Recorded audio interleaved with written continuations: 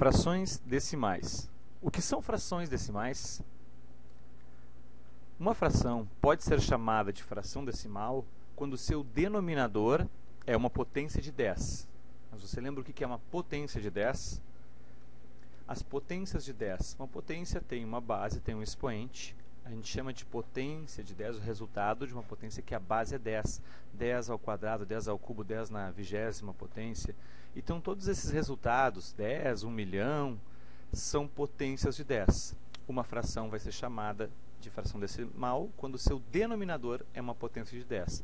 Exemplos de algumas frações. 7 décimos é uma fração decimal, o seu denominador 10 é uma potência de 10, ok?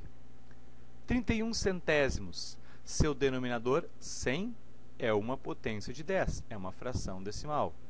Terceira fração, 10 sétimos, aparece 10, mas no numerador. Para ser fração decimal, o denominador tem que ser potência de 10. 57.100 avos. No denominador só aparece 1 e 0, mas isso não é a condição. Não basta aparecer 1 e 0. Tem que ser potência de 10. Se pode começar com 1, mas depois só podem aparecer zeros.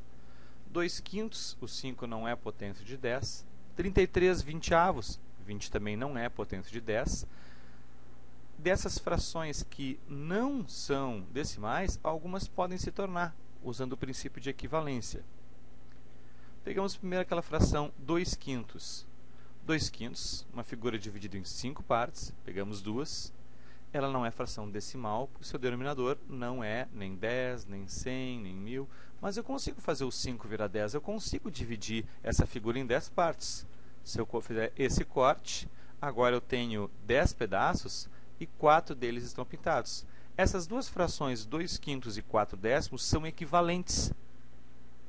Qual é o princípio que eu posso fazer da equivalência? A mesma coisa que eu multiplicar embaixo, eu multiplico em cima. As duas frações se tornam equivalentes. E o meu objetivo, partindo da fração 2/5, é que o denominador se torne 10, ou 100, ou 1000. Se o 5 eu quero que vire 10, basta dobrar. Se eu dobro embaixo, eu dobro em cima. Transformei 2/5 numa fração decimal. A outra fração que eu tinha, 33 vinteavos. 20 não é potência de 10.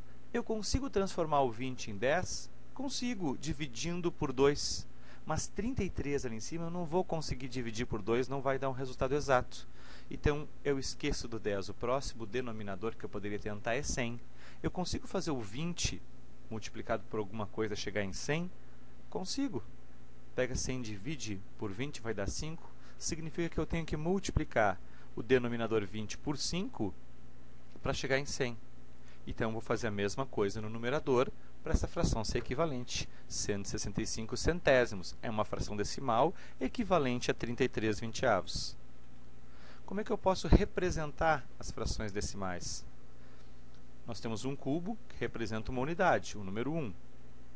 Se eu pego esse cubo e divido em 10 partes iguais, tendo essa figura, cada parte, uma placa dessas, corresponde à 10ª parte daquele cubo. Então, equivale à fração 1/10. Mas se eu pego esse mesmo cubo e não divido em 10 partes, eu divido em 100, eu teria 100 palitos.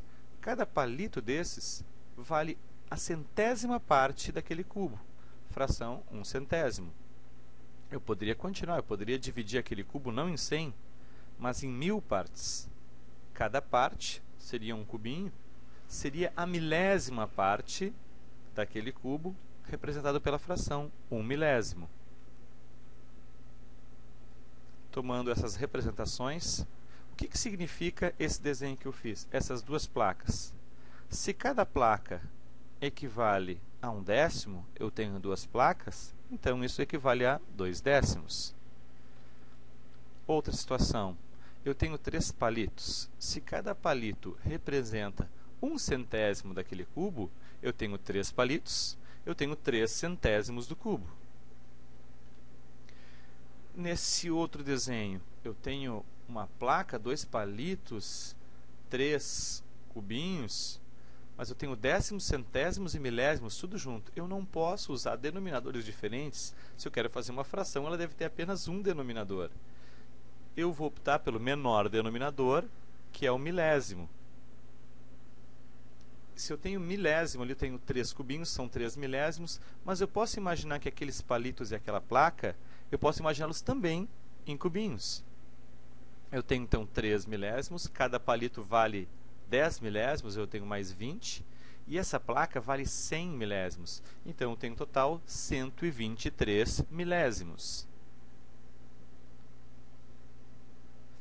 E agora, se eu tenho uma fração e quero representar com um desenho, 43 milésimos. Se estou falando de milésimos, eu estou falando dos cubinhos.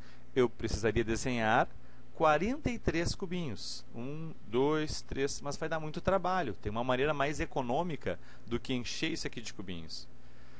Se eu pegar um palito, cada palito equivale a 10 milésimos. Então, se eu usei um palito, 2, 3, 4, eu já tenho 43 milésimos. Fração 201 centésimos. Se eu estou falando de centésimos, eu vou utilizar um palito. Eu preciso de 201 centésimos. Seria o mesmo que desenhar 201 palitos. Vai dar muito trabalho. Se eu quero ser mais econômico e quiser optar pelo décimo, um décimo vale 10 desses palitos. Mas eu posso ser mais econômico. Se eu usar este cubo inteiro, aqui eu tenho 100 palitos. E eu preciso desenhar 201 centésimos, 201 palitos. Assim eu consegui representar essa fração.